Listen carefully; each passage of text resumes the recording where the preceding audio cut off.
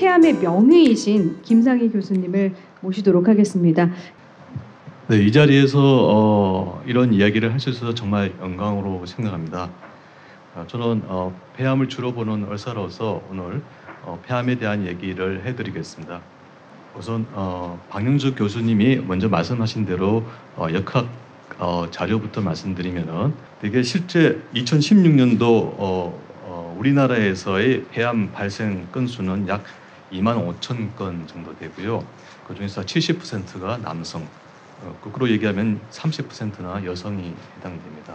다른 시대나 다른 사회와 비교할 때는 연령을 고정하여 인구 10만 명당 발생률을 얘기하는데 우리나라의 경우는 폐암의 경우는 약 인구 10만 명당 30명 정도 발생하는 것도 있고요.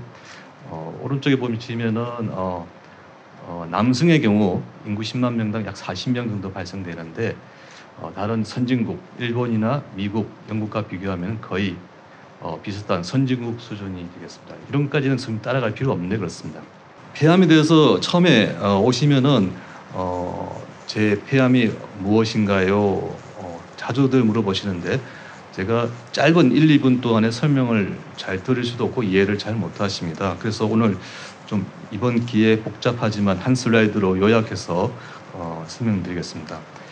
우선 첫 번째 말씀드리면은 말은 폐암이지만 그 내용은 굉장히 다양합니다. 근데 그 일일이 다 솔직히 말하면은 분류표에 보면 100가지 이상 됩니다. 그걸 임상의사로서는 두 가지로 분류하는데 세포 모양이 작다고 해서 작을 소자 소세포 폐암이 하나 있고요. 나머지 100여 개의 폐암을 뭉뚱그려서 소세포가 아니다. 안일 비자죠. 비소세포 폐암으로 분류합니다. 그 이유는 모양은 다 각각이지만 치료 패턴에 있어서 이 두 그룹으로 분류되기 때문입니다. 소세포 폐암은 나머지 폐암들에 비해서 비교적 빨리 자라는 경향이 있고요. 그래서 비소세포 폐암 같은 경우는 병기를 나눌 때 1기, 2기, 3기, 4기로 점차로 나눌 수 있는데 소세포 폐암은 1기, 2기를 볼 수가 거의 없습니다. 빨리 발견했다고 보면은 3기에 해당되는 게 많거든요. 그래서 대개 3기와 4기로 나누는 게 많고 그걸 용어로 3기에 해당되는 제한병기냐 확장병기냐로 나누고 있습니다. 그래서 비소세포 폐암을 또 자세히 보면은 여러 가지 이름을 가지고 있습니다. 여기 보였다시피 세포가 크다고 해서 대세포암, 편평하다고 편평상피암, 그리고 우물같이 생겼다 선암으로 나뉘고 있는데 또 선암도 보면 이렇게 모양이 다양한 종류로 나뉘고 있습니다. 이 하나하나의 진단은 병리과 의사 선생님이 하시게 되겠고요. 일단 조직 진단이 되어야 폐암으로 될 수 있습니다. 실제로 보면은 영상 자료에서는 암으로 진단되지만 조직 검사해서 암으로 진단되지 않는 경우도 많습니다. 염증성 질환이 암처럼 생겼기 때문에 반드시 조직 검사를 해서 소세포 폐암이냐 아니냐를 구분하고 있고 또 하나하나 나누고 있습니다. 박영주 교수님께서 말씀하셨지만 폐암도 진단이 쉬운 편 아닙니다. 저는 종양내과 의사이기 때문에 대개 진단되고 난 다음에 치료를 위해서 환자를 소개받게 되기 때문에 진단 과정에서는 참여하지 않는 경우가 많은데 그래도 진단 과정을 면면히 쓰다 보면은 굉장히 어렵게 진단된 분들이 많고 다른 의사 선생님들이 많이 고생을 하시는 걸로 생각되고 있습니다. 예를 들어 보겠습니다. 이분은 얼굴 반쪽만 땀이 난답니다. 딱 반 그어서 반만 납니다. 그래서 병원을 찾게 되었는데 당연히 흉부 엑스선을 찍었는데 정상입니다. 근데 이분이 폐암이랍니다. 이해가 잘 안 되시죠? 실제 이분의 땀이 왼쪽만 나는데요. 실제 종양은 오른쪽에 있습니다. 오른쪽 폐 위쪽에 있으면은 흉부 엑스선을 찍어도 보이지 않습니다. 그리고 이 위쪽에 있으면서 그쪽에 있는 신경총을 눌려서 얼굴 반쪽에 있는 땀이 나지 않는 겁니다. 근데 환자분은 땀이 한쪽만 난다고 오시는 겁니다. 이렇듯 환자분이 말씀하시는 증상만 가지고는 쉽게 진단되지 못하는 경우가 많기 때문에 호흡기 내과 의사 선생님을 비롯하여 모든 의사 선생님들이 폐암에 대한 증상을 잘 알고 있고 그래서 쉽게 진단이 되는 것 같습니다. 쉽게 설명드리기 위해서 폐암의 증상이 생기는 이유를 보면은 폐 자체는 신경이 없습니다. 그래서 증상이 없죠. 그래서 우연히 발견되는 경우가 많습니다. 건강검진하다 발견되시는 분도 있고 교통사고 나서 병원 찾았다가 우연히 발견되는 분들 많습니다. 그 다음에 이제 기껏 폐에 있는 질환이기 때문에 기관지 증상, 예를 들면 기침으로 나올 수도 있겠고요. 감기로 오인할 수도 있습니다. 또는 상당히 진행된 다음에 오셔서 폐 기능이 손상되어서 숨이 차서 오시는 분도 있을 거고요. 또 늑막을 자극한다든지 해서 통증으로 오시는 분도 있을 수 있고요. 또 종양의 특징이 다른 장기로 침범한다든지 다른 장기로 전이하는 거기 때문에 다른 장기의 증상이 나타납니다. 예를 들면은 식도를 눌렸기 때문에 삼키는 장애가 생긴다든지 또는 가슴에 있는 이 성대를 지배하는 신경을 건드려서 목이 쉬어서 온다든지 또는 뇌 전이 때문에 두통으로 오신다든지 뼈 전이 때문에 골절로 오신다든지 이렇게 내과 의사, 호흡기 내과 의사를 찾아오는 게 아니라 소화기 내과 의사, 이비인후과 의사, 또 신경외과 의사, 정형외과 의사 등등 여러 분야의 의사들에게 오기 때문에 쉽게 진단돼 오시는 분들이 하나도 없습니다. 그런 점을 이해해 주시면 좋겠고 또는 전이가 아니더라도 어떤 물질을 분비해서 이상한 증상이 생기는 경우도 있습니다. 저희들은 부종양 증후군이라 하는데요. 그 중에 하나 예를 들면은 이 손가락 끝이 곤봉처럼 굵어지는 사람이 있습니다. 그런 경우도 폐암을 의심해 봐야 됩니다. 현재 다른 암종 예를 들면 폐암이나 다른 자궁경부암 등등은 조기 진단이 굉장히 중요한 걸로 되어 있습니다. 폐암도 조기 진단하려고 과거에 흉부 엑스선으로 많이들 노력을 했는데 그렇게 성공하지는 못한 것 같습니다. 예를 들어 보겠습니다. 이 환자의 경우는 거의 엑스레이가 정상처럼 보이지만 자세히 보면은 심장 뒤쪽에 이렇게 혹이 결절이 보입니다. 그날 이분은 이제 우연히 쉽게 진단됐다고 좋아도 했지만 자세히 보기 위해서 CT를 찍고 페트를 찍어 보니까 물론 심장 뒤쪽에 결절이 있습니다만 반대쪽 림프절에 이미 전이가 있는 겁니다. 조기 진단이랍시라고 했는데 진단이 병기 3으로 됐습니다. 3으로 되면은 물론 완치되는 분도 있겠지만 악화되어서 사망하는 경우가 훨씬 많습니다. 이 조기 진단이 중요한 게 아니라 조기 진단으로 발견되어서 완치되어야 조기 진단의 의미가 있는 겁니다. 이렇듯 3기로 조기 진단되어서 무슨 의미가 있겠습니까? 그래서 흉부 엑스선으로는 조기 진단을 실패했다 말씀드릴 수 있고요. 이런 연유로서 이제 세계적으로는 조기 진단하려는 노력을 CT에서 찾았습니다. 미국의 경우입니다만은 약 5만여 명 정도가 참여해서 절반은 저설량 CT를 매년 찍고요. 절반은 흉부 엑스선으로 찍고 3년간 연속으로 한 다음에 폐암 발생과 그로 인한 사망률을 비교해 봤습니다. 이때 참가할 수 있는 대상은 아무래도 폐암의 고위험군을 대상으로 했습니다. 예를 들면은 55세에서 74세까지 그 다음에 30감년 이상의 흡연력을 대상으로 했습니다. 물론 여기 15년 이전부터 검연하고 있는 분들은 제외시켰습니다. 당연히 15년 정도 검연하시면은 그 폐암 발생률이 줄어들기 때문이겠죠. 이 결과는 2011년도에 논문 보고가 되었는데 우선 중요한 사망자 수를 보면은 흉부 엑스선으로 진단되어서 치료했던 사람들에 비해서 약 20% 정도 사망률을 줄일 수 있었습니다. 즉 저설량 CT를 매년 검사함으로써 이런 고위험군 환자에게서 조기 진단으로 인한 폐암 사망률을 줄일 수 있다는 결론에 대단한 거죠. 그래서 전 세계적으로는 이 데이터를 가지고 각 나라별로 권고안을 만들고 있습니다. 우리나라도 약 2년 정도의 예비 조사를 거친 다음에 올해 8월부터 폐암 검진을 실시하고 있습니다. 여기 대상은 임상시험, 미국에서 임상시험과 거의 동일합니다. 54세, 74세 남녀 중 30감년 이상의 흡연령 있는 사람을 대상하고요. 하나 차이가 있다면은 15년 이전부터 금연하고 있는 사람은 말이 없고요. 또 매년 하기는 좀 문제가 있나 봅니다. 2년 주기로 하기로 했습니다. 실제 폐암은 흔한 병이기 때문에 많은 관심들을 가지고 있는 편입니다. 그래서 다행인지 몰라도 굉장히 그 약제들도 많이 개발되어 있고요. 그 진료 지침들도 많이 나오고 있는 편입니다.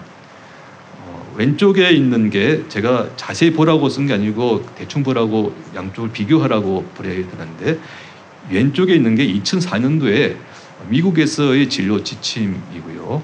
오른쪽에 있는 게 2019년도 올해 제가 5월달에 카피한 진료 지침을 보여주고 있습니다. 2004년도 보면 굉장히 휑하죠. 그 당시만 해도 굉장히 간단했는데요. 매년 진료 지침이 바뀌어지고 있고요. 심지어 2019년도 제가 5월달에 인쇄했는데 그때 벌써 4차 개정판이 나온 상태입니다.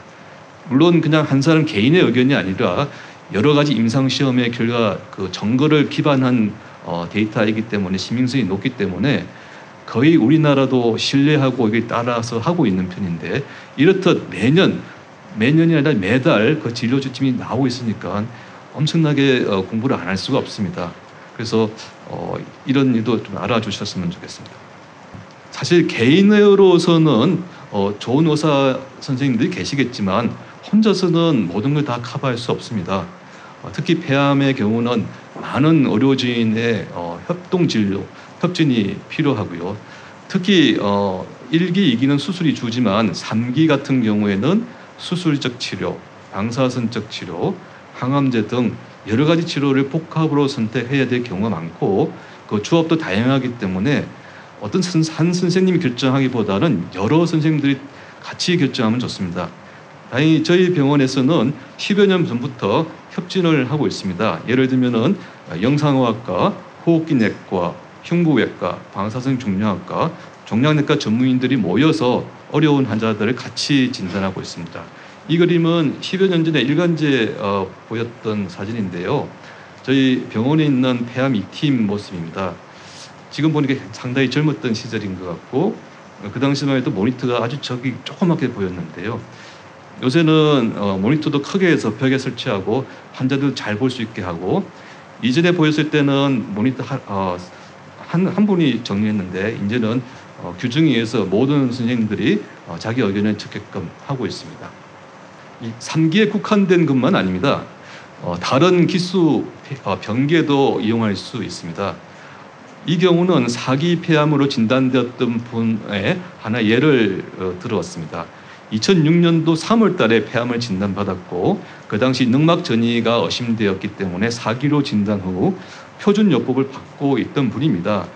이분이 좀 더 나은 치료를 받기 위해서 저희 병원으로 방문했을 때 혼자서 결정하기보다는 협진을 택했습니다. 그래서 협진 결과 흉부외과 선생님 말씀이 그 늑막 전이를 실제 눈으로 확인해 보면 되지 않겠느냐는 의견하에 실제 흉곽경으로 확인을 해보고 늑막 전이가 없다고 확인하고 수술을 시도했던 경우고, 다행히 이분은 수술 이후 아무런 치료를 하지 않았음에도 현재까지 생존해 계십니다.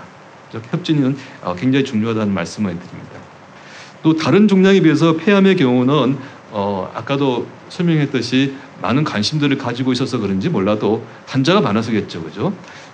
지금 항암제들이 많이 개발되는 편입니다. 폐암의 항암제를 보면은 항암제 개발 역사를 알 수 있습니다. 시스플라틴, 카보플라틴, 백금제 항암제인데요. 폐암 치료에 아주 중추적 역할을 하는 항암제입니다.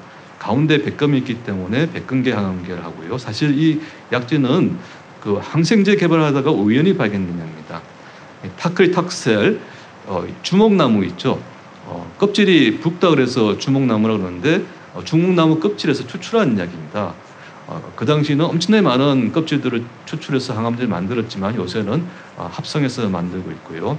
도세탁셀은 그 합성물 중에 하나입니다. 비노렐빈도 이 1일초라고 합니다. 관상식물이죠. 이 식물의 이파리에서 나온 추출물을 변형시킨 합성물이고요. 젬시타빈도 유명한 약이죠. 이 약은 합성물입니다. 드디어 우리가 의료가 발전되고 나서 항암제를 이렇게 한방처럼 추출하지 않고 이제 생각해서 만들게 됐는데, 처음에 이 젬시타빈은 항바이러스제로 개발되었더니 오히려 항암 효과가 있어서 항암제로 된 겁니다. 이 DNA와 비슷하게 생겼기 때문에 DNA 합성 시 가짜 DNA가 들어가서 분열이 멈추는 걸 이용한 것입니다. 그 다음에 DNA나 RNA가 만들어질 때 그 효소를 방해하는 페메트렉스 등 이 항암제 역사를 보여주고 있는 편입니다.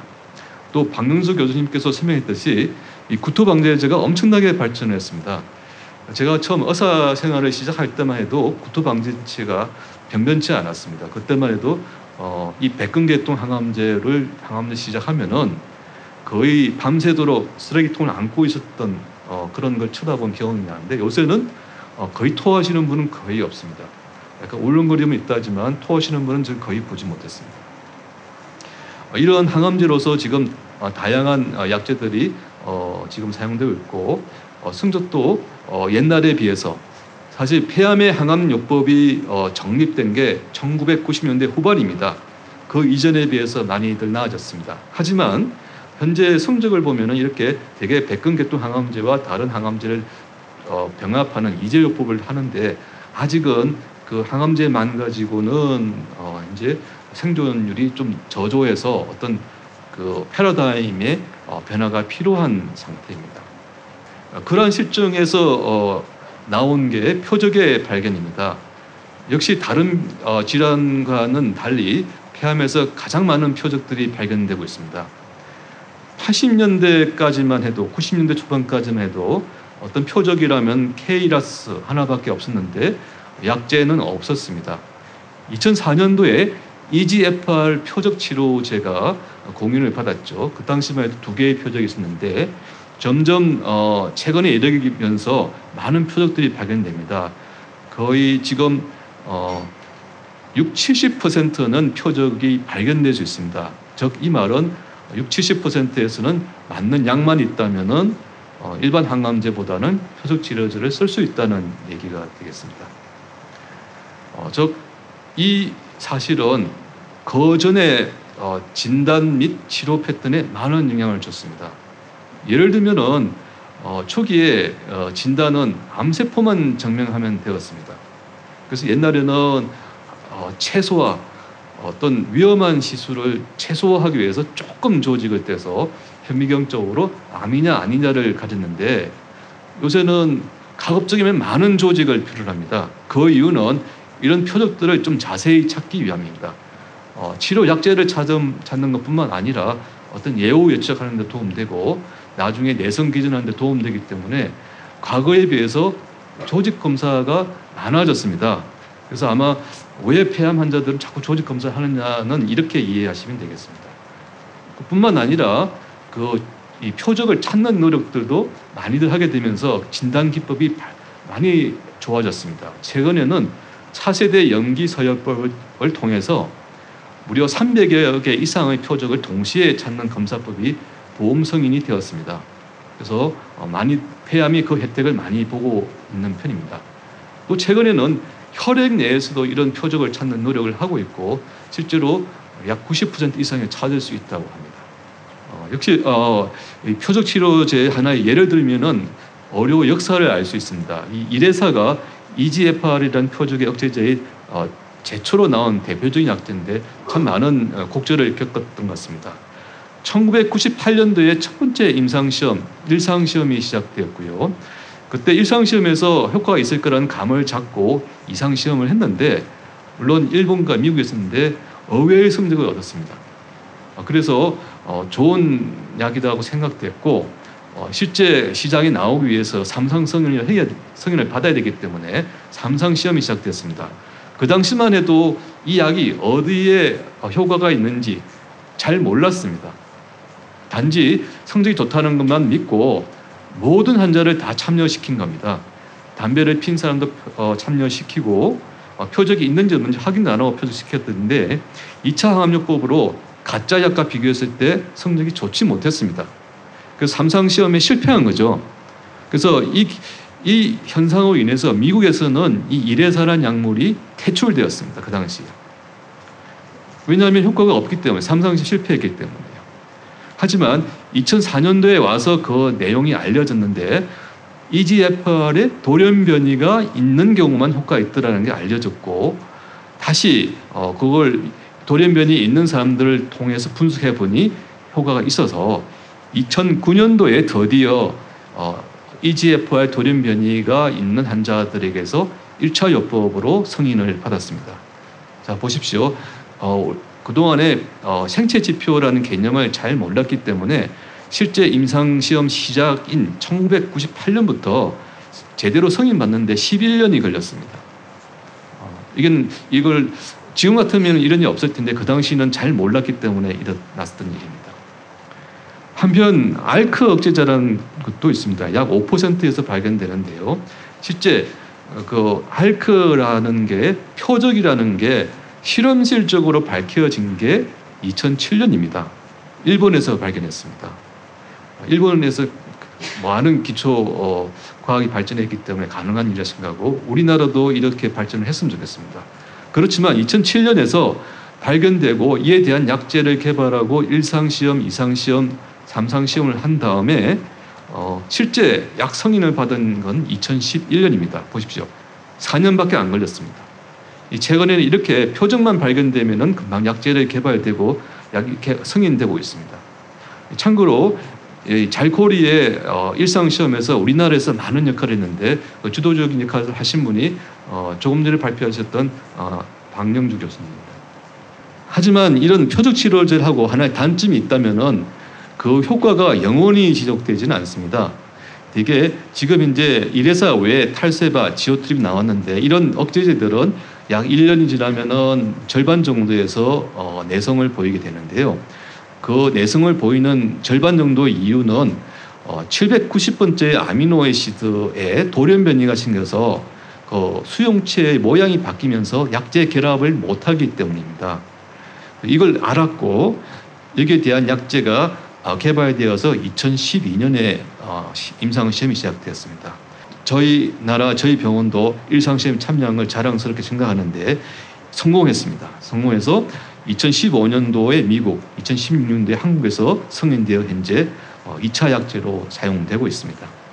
이 사실을 보더라도 즉 새로운 돌연변이 있어야 함을 증명하기 때문에 내성을 보이는 경우 또 조직 검사가 필요합니다. 그래서 폐암에서는 진단 당시 또 많은 조직을 필요로 하고 병이 나빠졌을 때도 많은 조직이 필요한 등 조직 검사가 많습니다. 이렇게 이해해 주시면 되겠습니다. 최근에는 이런 돌연변이가 혈액에서도 발견되고 있어서 이용들을 하고 있습니다. 이렇듯 진단은 아주 잘 되고 있는 편입니다. 문제는 치료인데요. 치료 약제가 좀 느리기도 하지만 개발되고 나서도 일반 환자들에게 잘 보급되지 못하는 문제가 좀 있을 수 있습니다. 즉 진단과 치료 사이에 장벽이 있는데요. 여기는 우리 다 같이 한번 고민하고 좀 해결했으면 좋겠습니다. 즉 무슨 문제냐면은 우리나라의 의료 체계상 어떤 약제가 보험 승인을 받는 게 바로 되는 게 아니라 약품 허가 후에 보험 승인을 받게 되어 있습니다. 일본과 미국은 다르죠. 미국과 일본은 약품 허가를 받으면은 곧바로 보험이 되는 거죠. 그렇죠. 우리나라는 비용적인 문제로 생각됩니다만은 허가는 되지만 보험이 되지 않기 때문에 그 고가인 약제비 부담 때문에 많이들 고생하십니다. 그래서 불만들이 많은 걸 잘 알고 있는데 예를 들면은 일회사, 탈세바, 지오트립 1차제, 타그리소는 2차제로는 현재 약품 허가 및 보험 승인이 되어 있습니다. 하지만 타그리소를 1차제로 쓸 때는 허가만 되어 있기 때문에 보험 승인은 안 됩니다. 환자들이 700여만 원을 내어야 됩니다. 또 하나 문제가 있습니다. 약제가 보면은 돌연변이가 하나 있는 질환만 듣는 게 아니라 또 다른 돌연변이가 있는 질환이 덜을 수도 있습니다. 물론 허가는 아니지요. 그래서 허가사항 외에 효과가 있을 수도 있는데 그렇다고 해서 마음대로 처방을 못합니다. 그걸 받으려면은 병원에서 인정 비급여라 그래서 비록 허가사항은 아니지만 하다 보니 이런 질환에 효과가 있으므로 우리 병원에서 쓸 수 있게 해주십시오. 단 비급여로 하겠습니다 하는 식약처의 승인을 받은 다음에 쓸 수는 있습니다. 그렇게 하고 있습니다. 하지만 만약에 승인을 못 받으면 어떻게 되겠습니까? 못 쓰는 거죠. 효과가 있는 약인지 알지만 처방이 안 되면 현재로서는 불법으로 되어 있습니다. 예를 들면은 이 환자는 유전자 검사상에서 ERBB2라는 정폭이라는 유전자 이상이 있다는 걸 알고 있었습니다. 하지만 허가된 약, 보험 승인된 약이 현재로서는 없습니다. 당연히 표준 치료를 했는데 내성을 보여서 악화되었고 악화된 채로 제게 왔을 때는 이미 폐에 하얗게 변해서 산소가 필요할 정도로 곧 며칠 이내면 돌아가실 것 같은 환자였습니다. 근데 만약에 현재 규정상으로는 표적 치료제를 쓸 수 없습니다. 쓸 수 있다면 한 번도 사용하지 않은 일반 항암제를 써야 되는데 제가 만약에 다른 허가사항에 쓰는 약이 이 환자에 도움되는 걸 알고 있다면 쓸 수 있지 않습니까? 그렇지만 현재 규정상 못 쓰게 되어 있습니다. 그 불법입니다. 만약에 쓸 경우에 만약에 심평원에서 만약에 파악하면은 삭감될 사례가 있는 겁니다. 그래서 이런 규정과 쓸 약은 있는데 못 쓰는 양심사에 고민을 하다가 이 환자는 썼습니다. 제가 효과가 있던 약을 썼더니 이렇게 2, 3주 만에 호전됨을 보여주고 있습니다. 물론 환자는 비급을 쓸 수 있는데 환자는 좋아졌습니다만은 현재 불법으로 치료하고 있는 꼴이 됩니다. 이런 경우에서는 좀 탄력적으로 법 규정을 적용할 수 있도록 개선되었으면 하는 바람입니다. 또 한 가지 허가사항은 있지만 보험이 되지 않는 약에 대한 불만사항이 많을 겁니다. 여기에 대한 설명을 좀 드리겠습니다. 어떤 약제 하나가 실제 임상에서 허가되려면은 별건 아닌 것 같지만은 굉장히 오랜 기간 동안과 굉장히 많은 약 비용이 되게 됩니다.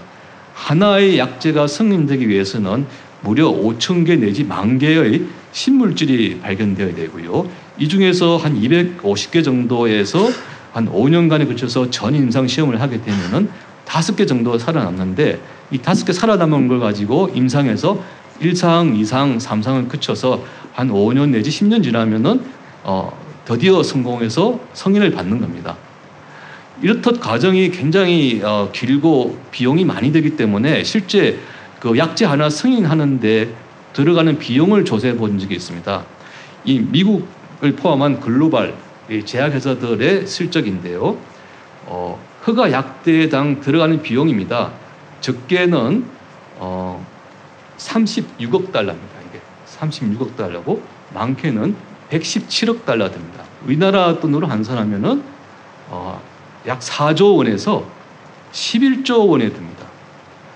이렇듯 많은 비용이 들기 때문에 제약사에서는 비용을 높게 만들 수밖에 없습니다.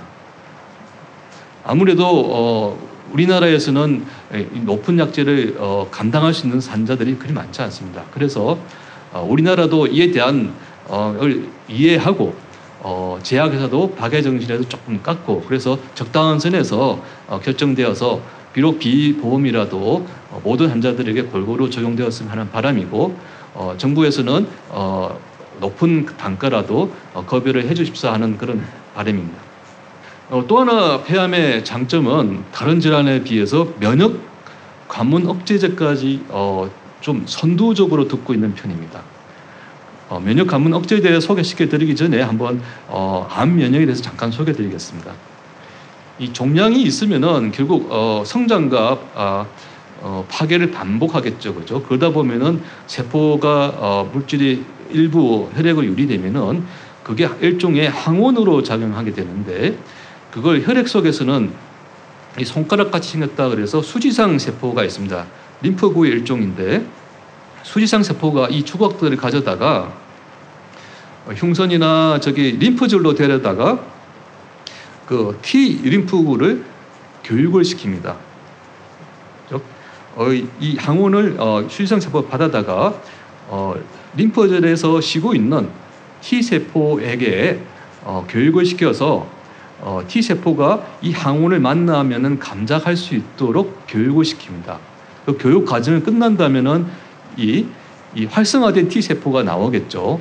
이 T 세포는 몸속에 이 항원을 만나면 대적할 준비를 갖추고 혈액 속을 두루 돌게 됩니다. 돌다가 만약에 항원을 만나면은 자기 몸집을 불리죠. 세포수를 늘리겠죠. 세포수를 늘리고 종양을 공격하는 겁니다. 이렇게 해서 종양이 깨어집니다. 그래서 우리 몸에는 거의 매일 암세포 같은 이상세포들이 생겨나고 있지만 없어지는 이유가 이러한 암 면역이 제대로 돌아가고 있기 때문입니다. 하지만 이게 너무 활성화되면은 또 문제가 있을 수 있습니다. 예를 들면은 결국 우리 몸을 공격하는 거기 때문에 자가 면역 질환들이 생길 수 있거든요. 그래서 우리 몸에는 이런 면역 반응을 억제할 수 있도록 브레이크를 만들어 놨습니다. 제일 잘 생기는 곳이 어디냐 그러면은 이 T세포를 교육할 당시 하고요. 교육된 T세포가 암세포를 만날 때 이 두 군데는 브레이크가 장치가 되어 있습니다. 예를 들면은 이 수지장 세포가 T세포를 교육할 때 이 교육을 못하도록 방해하는 어떤 물질들을 T세포에서 만듭니다. 예를 들기서는 CTLA4라는 거고요. 또 암세포가 만날 때는 암세포를 공격하지 못하도록 브레이크를 만들어놨습니다. 이 PD-1이라는 겁니다. 그래서 만약에 이 브레이크를 끊으면은 면역 관문을 억제하면은 치료 효과가 나타나지 않을까 해서 시도했는데 성공을 했습니다. 그래서 예를 들면 CTLA4를 억제하는 약이 현재 여보이라고 개발되어 있고요. 이 PD-1 쪽을 억제한 약이 현재 시판되고 있는 게 우리나라에 4가지가 있습니다. 키트루다, 옵티보, 티센트릭, 임핀지가 되겠습니다. 즉 쉽게 요약하면은 이 표적 치료제라는 것은 기존의 항암 치료에 비해서 좀 오래 살게 한다. 그렇게 이해하시면 됩니다. 오래 살지만은 결국은 다 나빠지죠. 근데 면역 치료는 장점이 그 면역 세포 하나가 기억력을 가집니다. 백시네이션처럼. 그래서 만약에 그 환자가 그 종양에 대해서 면역을 가지고 계속 가지고 있다면은 이게 치유 효과가 계속 나오는 겁니다. 그래서 일부 환자들에게서는 지금까지 볼 수 없었던 사기 폐암에서 완치 효과도 볼 수 있는 겁니다. 물론 다는 아니죠. 예, 여기까지가 주로 치료에 관한 내용이고요. 네, 마지막으로 이 하나만 더 보여드리겠습니다. 제가 보여드리고 싶은 내용은 이렇습니다. 폐암은 100년 전에는 드물었다. 여기에 대해서는 잘 이해를 못 하실 텐데요. 제가 하나 예를 들어 봤습니다. 1912년도의 잡지 내용입니다. 제가 이걸 번역해서 오른쪽에 실어봤습니다. 쭉 읽어보겠습니다. 원발성 폐암. 1912년도, 1900년도 초, 100년 전의 잡지 내용입니다. 원발성 폐암은 드문 질환이다. 그 근거로서 세 과학자가 보고를 따르면은 부검 결과입니다. 한 과학자는 545례의 암 중에서 5례가 원발성 폐암이더라. 또 한 과학자는 2300례의 부검 중에서 8례가 폐암이더라. 또한 마지막 보호자는 1000례의 부검 중에서 16례가 폐암이더라. 즉 100년 전에는 폐암이 거의 없었습니다. 여기에 주목할 필요가 있습니다.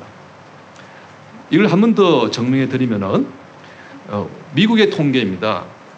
우리나라와 달리 미국은 과거 통계가 잘 잡혀 있지 않습니까? 1930년도부터의 연도별 암 사망률이 보고되어 있습니다. 자, 1930년대의 폐암 사망률을 보십시오. 여기 빨간색 곡선입니다. 꼴찌죠. 그때는 폐암이 없었으니까요. 근데 아까 박영주 교수님께서 말씀하신 대로 그 당시 1930년대 암 사망률 1위는 위암이었습니다. 그래서 오늘은 이 시간에서 폐암에 집중하기로 하고, 그렇지만 1930년대로 꼴찌이지만은 점점점 증가하기 시작하죠. 증가하고 너무 다른 질환과 차이 나니까 사망률 차이가 나지 않습니까?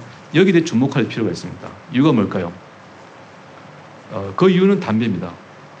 이 담배라는 게 약 100여 년 전부터 만연되기 시작한 기호 물질이지 않습니까? 우리가 담배가 폐암의 주 원인이라는 걸 역학조사에서 알게 된 게 1950년입니다. 1950년 동시에 미국과 영국에서 발표됐습니다. 그리고 문헌적으로는 이렇게 전문가들 의견이 실린 것은 1960년대에 영국의 로얄 칼리지 오브 피지션이라고 어떤 그 폐암의 원인으로서 흡연이다라는 걸 발표해서 전국 전 세계에 퍼뜨렸습니다. 이 결과에 대해서 굉장히 전 세계적으로 저항이 셌죠. 하지만 이 결과 점점 먹혀들고 대중적인 검연 운동이 벌어져서 미국의 경우 보면은 65년도에는 흡연율이 40% 이상이지만 현재로서는 20% 이하까지 떨어져 있는 상태입니다. 자, 자세히 보십시오. 검연은 주로 60년대 이후에 했습니다. 이후에 90년대 많죠. 근데 보면은 암 사망률은 떨어집니다. 1990년대 암 사망률의 정점을 찍은 다음에 떨어지고 있죠. 이건 어떤 치료법이나 약제 개발의 역할이라기보다는 이 검연 운동의 결과라고 저희는 생각하고 있습니다. 이 검연 운동의 중요함을 다시 한번 말씀드립니다. 물론 특히 우리나라는 미국보다도 비흡연성 폐렴이 많습니다. 간접흡연, 성년 노출, 기존에 폐지한 라돈. 결국 폐암의 항암 치료는 이 하루아침에 이루어진 게 아닙니다. 1895년 엑스선의 발견부터 많은 라듐의 발견, CT의 발견, 수술적 방법의 성공, 유전자의 발견, 정책적인 서포트, 종양 유전자의 발견, 진단 방법의 발견, 특히 2018년에는 면역 관문도 발견됐죠. 이러한 과학적 발달과 맞물려 있고요. 더 중요한 것은 각종 임상시험에 참여한 한우 여러분들의 희생과 참가가 중요했던 것 같습니다. 이렇게 마치겠습니다. 감사합니다.